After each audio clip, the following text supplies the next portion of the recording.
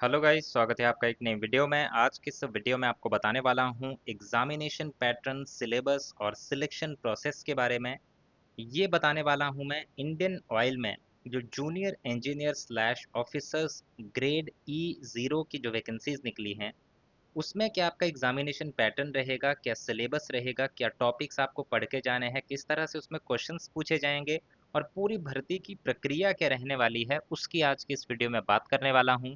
तो इस वीडियो में अंत तक बने रहिएगा। चैनल पे नए हैं तो चैनल को अभी के अभी सब्सक्राइब कर लें ताकि इस तरह की वीडियोस की जानकारी आप तक रोजाना पहुंच सके।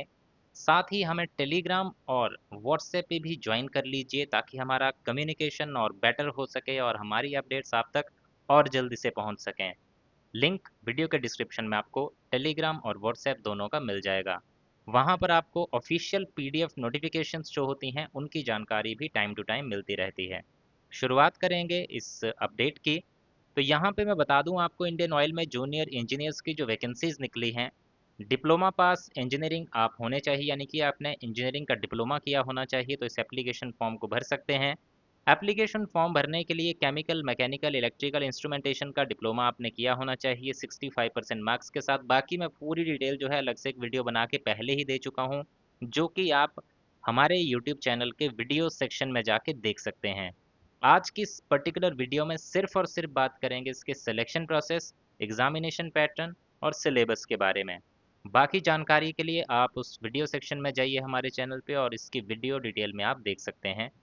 या फिर कुछ जानकारी चाहिए तो व्हाट्सएप पे नंबर दिया गया है इस वीडियो के डिस्क्रिप्शन में, आप हमसे वहाँ पे कोई भी इससे रिलेटेड क्वेश्चन पूछ सकते हैं।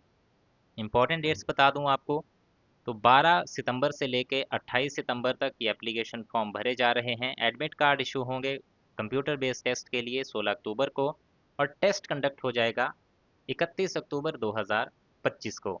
अब इसमें आते हैं सीधा इसके सिलेक्शन प्रोसेस पे, कैसे कैसे आपका एग्जामिनेशन यहाँ कंडक्ट होगा, क्या प्रोसेस रहेगी। तो इसमें बता दूं आपको कि सबसे पहले आपका होगा कंप्यूटर बेस्ड टेस्ट, जो मैंने बता दिया आपको 31 अक्टूबर को जो है वो ये टेस्ट कंडक्ट हो जाएगा। उसके बाद आपका ग्रुप डिस्कशन होगा, ग्रुप टास्क होगा। देन उसके बाद पर्सनल इंटरव्यू आपका कंडक्ट होगा। अब सबसे पहले आते हैं कंप्यूटर बेस्ड टेस्ट पे। इसमें जो डोमेन नॉलेज के क्वेश्चंस पूछे जाएंगे आपसे, जो सेक्शन ए होगा आपका, उसमें होगा डोमेन नॉलेज के 50 क्वेश्चन। डोमेन नॉलेज क्या मतलब हुआ कि डोमेन के रिलेटेड आपके क्वेश्चंस होंगे।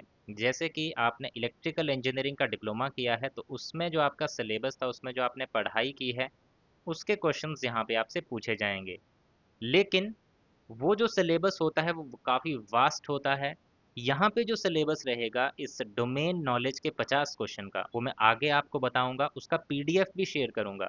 तो इस वीडियो में आगे बने रहिएगा, मैं बताऊंगा क्या सिलेबस रहेगा इस पर्टिकुलर सेक्शन के लिए। तो उसमें आपको मैं बताऊंगा कौन कौन से टॉपिक्स आपको इंजीनियरिंग के पढ़ के जाने हैं। इसके बाद आते हैं सेक्शन बी पे। दो ही सेक्शन रहेंगे। दूसरा सेक्शन है बी, जो कि है जनरल एप्टीट्यूड का। इसके अंदर फर्दर तीन सेक्शंस रहेंगे। पहला सेक्शन होगा क्वांटिटेटिव एप्टीट्यूड, जिसके होंगे 20 क्वेश्चन। दूसरा होगा लॉजिकल रीजनिंग, जिसके होंगे 15 क्वेश्चन। तीसरा होगा verbal ability of English language, जिसके होंगे 15 क्वेश्चन। तो मैंने तीनों की जो बुक्स हैं वो आपको रिकमेंड कर दी हैं। अभी स्क्रीन पे आपको उनके लिंक जो है शो हो रहे होंगे, बुक्स आपको दिख रही होंगी, उस पर आपको क्लिक करना है।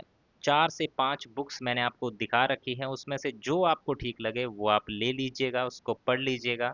अच्छे से आपकी तैयारी उससे हो जाएगी। या बाकी उसके रिलेटेड आपको कोई और बुक मार्केट में अच्छी लगती है तो वो भी आप ले सकते हैं। ये मेरी तरफ से एक रिकमेंडेशन होगा, जो मुझे पता है कि इसके लिए मेरी तरफ से जो बेस्ट बुक्स हैं वो मैं आपको बता दूंगा। बाकी आप मार्केट में जो आपको अच्छी लगे वो ले सकते हैं।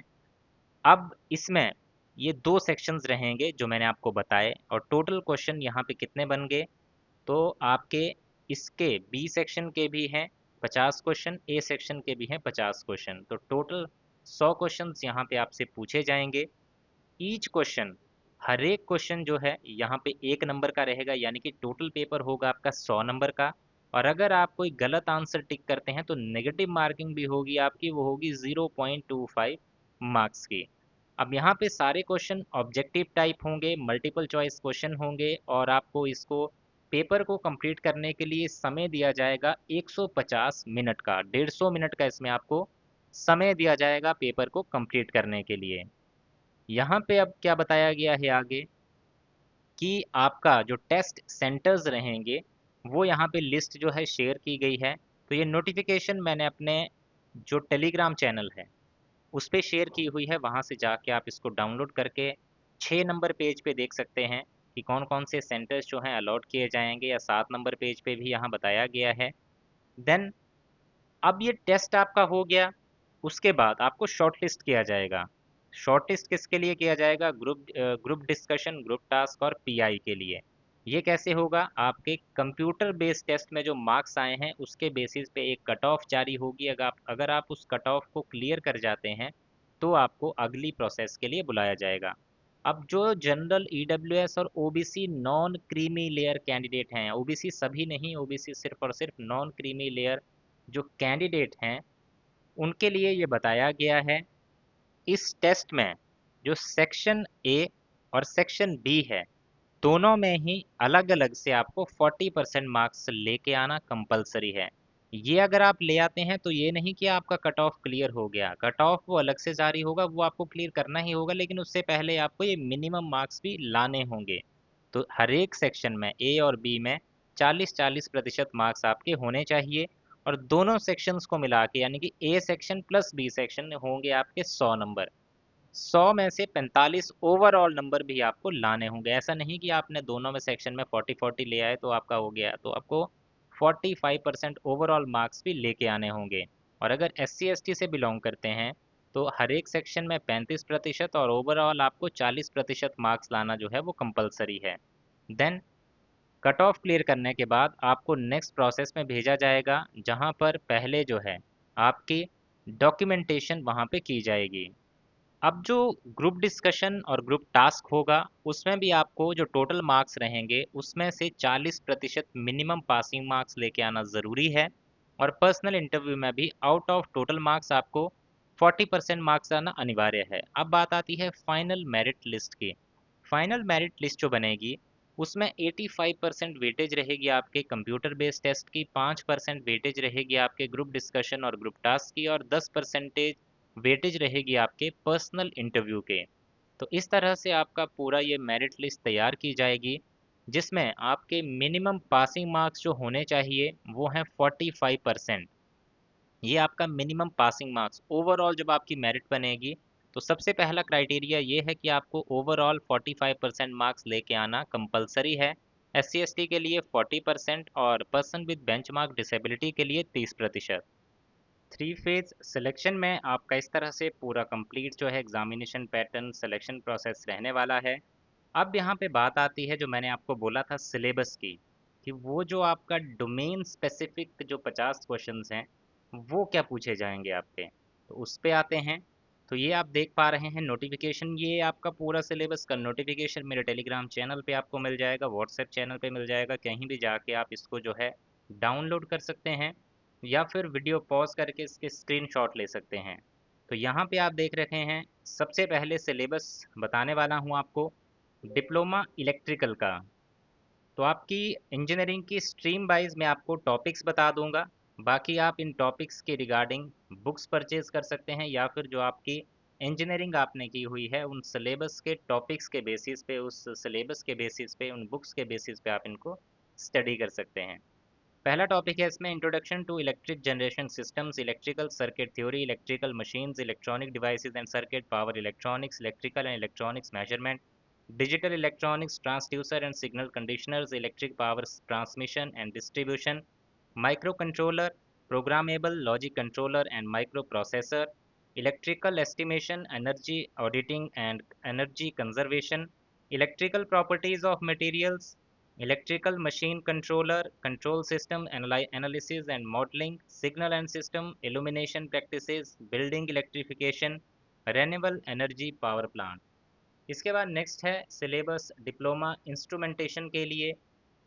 इसमें है electronic devices and circuit, electrical circuit and machines, basics of instrumentation, analogue and digital electronics, measurement and instrument, measurement of process variables, industrial instrumentation, process control instrumentation, control engineering instrumentation, system design, programmable logic control. अब आते हैं mechanical stream पे। Basic mechanical engineering, computer aided machine drawing, material science and engineering, fluid mechanic and hydraulic machinery, manufacturing engineering, thermal engineering, measurements and metrology, strength of materials, advanced manufacturing process, theory of machines and mechanisms, industrial engineering and management, design of machine elements, production and operation management, pneumatic tools and system. इसके बाद chemical engineering में आप देख सकते हैं chemical engineering fundamentals, petroleum refining process, petrochemical processes, process equipment and operations, safety and environment. तो इस तरह से ये सिलेबस रहेगा आपका डिफरेंट जो स्ट्रीम्स हैं उनके लिए। आई होप आपको ये इन्फॉर्मेशन अच्छी लगी होगी। वीडियो अच्छा लगा है तो लाइक ज़रूर करें, शेयर ज़रूर करें अपने दोस्तों के साथ, और इसी तरह की जानकारी आगे भी पाने के लिए चैनल को आज ही सब्सक्राइब कर लें और बेल आइकन भी प्रेस कर दें। So thank you guys for watching this video. मिलेंगे इसी तरह की नेक्स्ट वीडियोज़ में।